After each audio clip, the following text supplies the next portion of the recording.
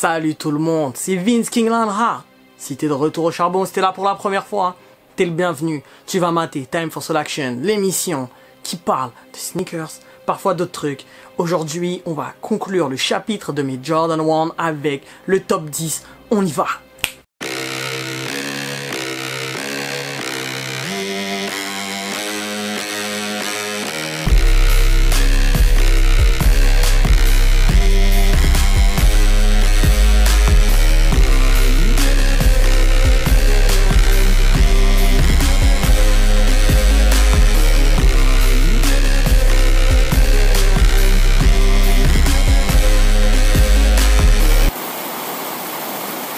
Ah là là là là, la fin d'une époque. Petite larmichette. Une minute de... Non, je déconne, pas de minute de silence, on continue. Donc, si t'es là, mais que t'as vu ni la partie 1, ni la partie 2, que t'es là juste pour le top 10, bah t'es le bienvenu, ça me fait plaisir de te voir. Mais par contre, va check les 2 vidéos précédentes. Sinon, tu vas être un petit peu hors contexte et tout. Tu vas pas voir les 58 paires, et si t'es là, c'est que t'aimes les baskets, t'aimes au moins les Jordan 1. Donc, va voir ça. Les vidéos sont facilement accessibles, elles sont présentes sur ma chaîne. Tout ce que tu as à faire, c'est cliquer sur ma chaîne. Tu cliques sur t'abonner, parce que en passant par là, bah, tu cliques. Et une dernière chose, je vous ai réservé une petite surprise pour la fin du magnéto. Donc restez bien jusqu'au bout de la vidéo. Il y a un petit truc. Il y a un petit truc. Hein. J'avais fait un petit truc dans les vidéos. Peut-être que pour vous c'est un détail, mais finalement ça a son importance.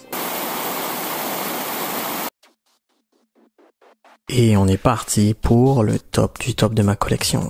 On commence avec le numéro 10, la Jordan 1 UNC. Comme tu peux le deviner, c'est un de mes colorways favoris. On l'appelle UNC, mais il s'agit en fait d'un powder blue très efficace. Un peu comme la carte purple. On parle de base Chicago avec le blue, donc le powder blue, à la place du rouge. Un colorway d'été. C'est limite un état d'esprit cette paire. Ouais, j'exagère. En numéro 9, et crois-moi, ça commence à devenir chaud de les classer, c'est la Jordan 1 All-Star 2017 aka Chameleon. J'adore cette paire, un vrai concept sympa sorti avant la folie des Jordan 1. Un colorway à la fois super épuré, mais assez excentrique quand tu regardes le détail. La paire est sortie avec l'une des meilleures Jordan 6 pour moi. Donc la Jordan 6 Chameleon aussi. En fait, c'est une Royal Toe avant l'heure. C'est-à-dire que si t'as ça, t'as pas vraiment besoin de cop une Royal Toe. En numéro 8, un autre colorway OG que MJ a porté, c'est la Jordan 1 Royal Blue. Une paire extra simple, un mariage de bleu noble avec du noir. Tu ne pourras jamais te tromper avec ça au pied. Que dire à part que cette paire restera à la postérité, que tu l'aimes ou non. Certainement un top 10 pour beaucoup de puristes, dont moi. Hein, je l'ai quand même mise en numéro 8. Elle aurait pu être plus haut, mais non, il y a du lourd après.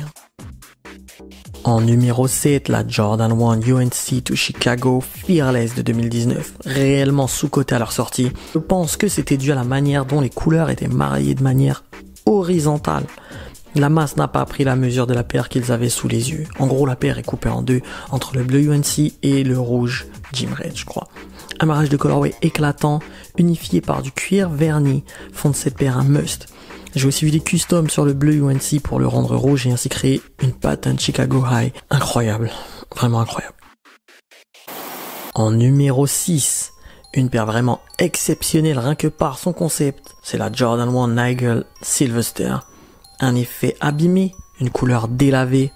En fait, elle se base sur une paire que possédait Nigel Sylvester dans sa jeunesse. Donc en fait, c'est un gars qui fait des X Games sur des BMX. Voilà, donc Jordan s'associe avec un mec qui fait du BMX. Incroyable aussi. Jordan Brand a reproduit l'usure exacte de la paire pour lui. Franchement, la classe. T'imagines, on te fait une paire à ton nom et on pousse le concept à ce niveau. C'est un pur rêve.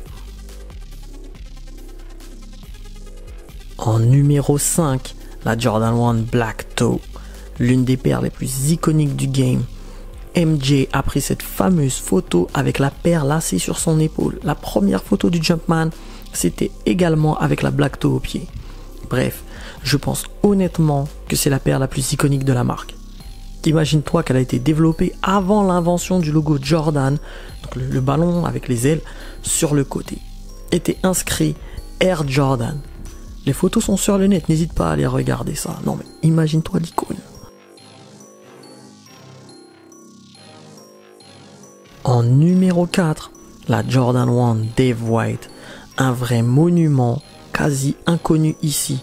L'une des premières paires déstructurées, mix and match. Regarde les divers détails sur les côtés. Absence de swoosh, un vrai bordel. La base. 5 ans avant Off-White, les lacets comportent déjà une inscription. Wings for the Future. Cette paire a été imaginée par Dave White pour le programme de charité Wings. Une vraie réussite. En numéro 3, petit instant culture, est-ce que tu savais que la couleur domicile des Bulls, c'était le blanc? Non? Ben, je te l'apprends. Force de voir les maillots noirs et rouges, ben, on a pris l'habitude, on croit que c'est la couleur domicile. Mais non, c'est le blanc. D'où le fait que la Jordan 1 Chicago, ben, s'appelle comme ça, parce qu'elle est blanche et rouge. Ça tient des couleurs domicile des Bulls, ben, depuis toujours. La mienne date de 2013, avec un Jumpman à l'avant. Ça en gêne certains, mais pas moi. En numéro 2, c'est bientôt fini, hein. La Jordan 1 Gold 2, la perfection faite sneakers. Je pense que clairement, faire un meilleur colorway relève de l'impossible. Quoique la chaussure base blanche de la Top 3 Gold pourrait rivaliser si jamais ils se disaient tiens on sort ça. C'est simple, du noir, du blanc et du doré, recouvert complètement de cuir verni. Un peu fragile au niveau du toe box, mais clairement c'est la paire non OG à avoir dans sa collection. En numéro 1, la seule, l'unique, l'iconique Jordan 1 Bread Bane. Ressortie de multiples fois, cette paire est sûrement la plus emblématique de tout le sneaker game. Tout le monde connaît l'histoire. MJ a signé chez Nike, ils ont créé cette paire spécialement pour lui. Il se mangeait des amendes à chaque match qu'il jouait avec cette paire au pied. D'où le nom Bane. La Air Jordan, car la semelle intégrait de l'air. Un pan entier de l'histoire s'est joué ce jour-là. On pouvait presque parler de naissance du sneaker game. Alors ce sera tout pour moi aujourd'hui. Je vous kiffe. J'espère que... Quoi? Ah ouais, effectivement. Je vous ai promis une surprise. En fait, les codes StockX que je vous avais toutes communiquées là, avec des prix exorbitants, je les ai toutes additionnés. Je vous rappelle qu'il n'y a pas les frais de port dedans. Ok? Donc je vais sortir mon téléphone. 28 930 €. Bon, il y a la paire qui est à 5 000 € là, la Jordan 1 Neutral Grey.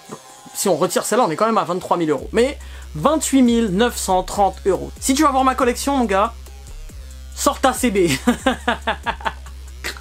Non, je déconne.